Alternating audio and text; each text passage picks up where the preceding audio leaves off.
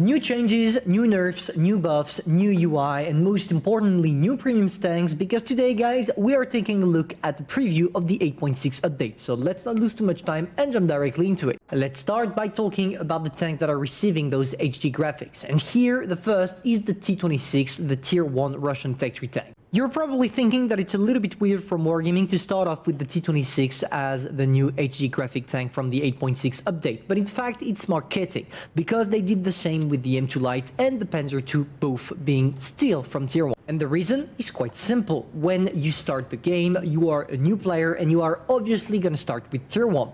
And the fact that we have all those tanks in HD will make the player more inclined to play that game simply because of how beautiful the tanks are looking. Wargaming knows that, and this is why they are trying to play on the consciousness of players, and especially the new ones, in order to get them to buy those tanks, to play them, and on the long term, to keep playing World of Tanks Blitz. It's also cool to mention that if they keep doing that in, by now, 5 updates, Tier 1 will be the only tier in the game from the matchmaking that will feature every single tank in HD. The second tank to receive HD graphics is the Progetto 46, the Tier 8 medium European premium tank, and for good reasons as well. You already know that the Blitz Cup, as you can see in the back of my screen right there, is running right now. And with it comes an event where you had the possibility of unlocking the Progetto 46 for free, but most importantly, you had an order to unlock the legendary camouflage of the Progetto. This legendary camouflage is called Reborn and features every single team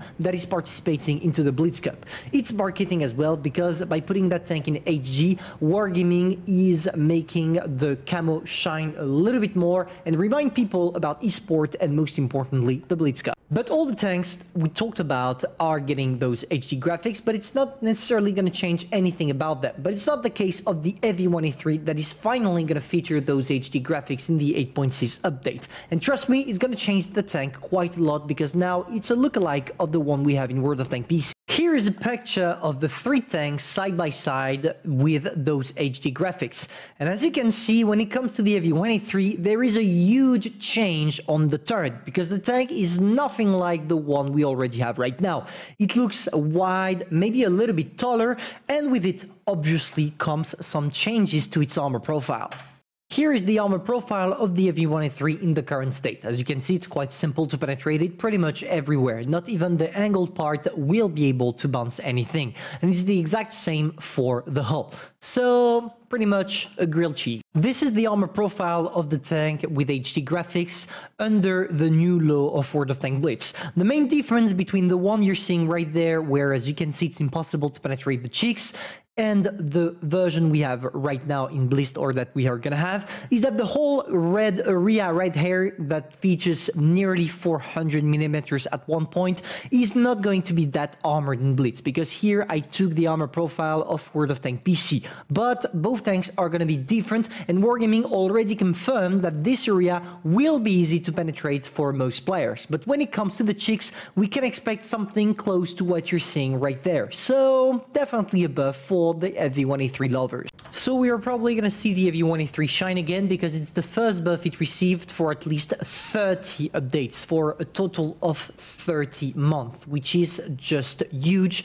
And, well, we'll have to see if Wargaming makes it or not broken in order to judge, but for the moment it just seems like a little balancing and nothing much, because the tank in its current state, and especially the gun, is not that effective compared to a tank like the Grill or so. The second major change of the 8.6 update is probably the crew mastery. Back in the days, when you wanted to put your crew mastery to 100% when you unlock the tanks, so spending around 1000 gold, the game did not take into consideration the progression you made. What I mean by that is that regardless of your crew being at 99% out of 100 or being at 50 out of 100, if you wanted to pass to 100 by paying, you had to spend the same exact amount of gold, which was 1000.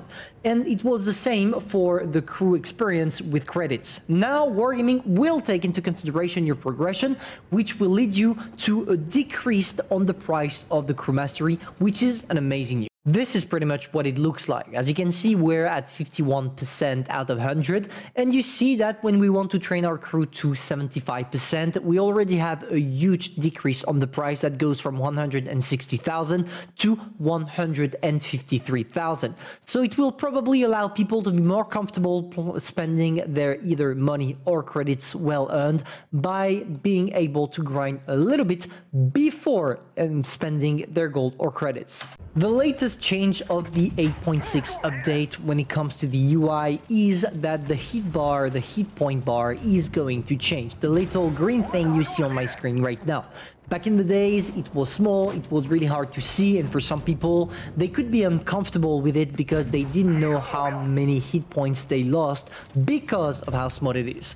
Here, things are about to change. As you can see on the bar right now, two things are changing. The first one is that it's bigger, and the second one is that, as you can see, we have access to the little hit point spent. Wargaming is effectively showing us how much we lost in order for us to adapt our strategy and not die too early. Now, concerning the new premiums that are coming, without a doubt, we're going to get the Concept 1C that will be, as we already mentioned, the new Christmas event tank. But it's also possible that we finally see the Super Hellcat being implemented. And to be fair, if it's the case, well, December is going to be one hell of a month. Obviously, if it's coming, it's going to come in crates, but it's also possible that it's going to be a feature in the new Christmas event. We don't know what Wargaming prepared, and as they know Tank Company is their main opponent right now, they need to make the game shine again, so maybe they will give us some gifts or at least allow us to spend less money than usual in order to get the same reward. Finally, last news not related to the 8.6 update, Wargaming released a preview of the new Tier 7 Tech 3 tank that will lead to the T100 Light, the new Tier 10 Russian light tank. And to be fair, I feel like we have a new contender to the place of the ugliest tank in World of Tanks Blitz.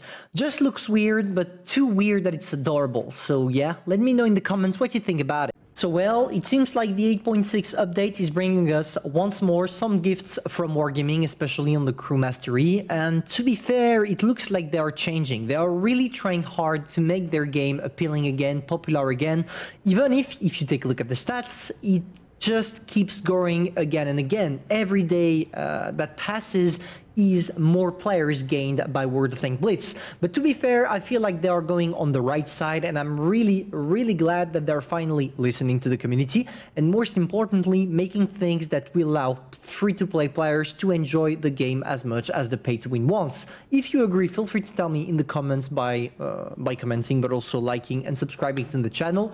And for the others that are a little bit skeptical about what Wargaming is doing, tell me in the comments as well. I would be curious to read you. So, well, I feel like it's over for us. We don't have anything else to say. So see you for the next video. Bye.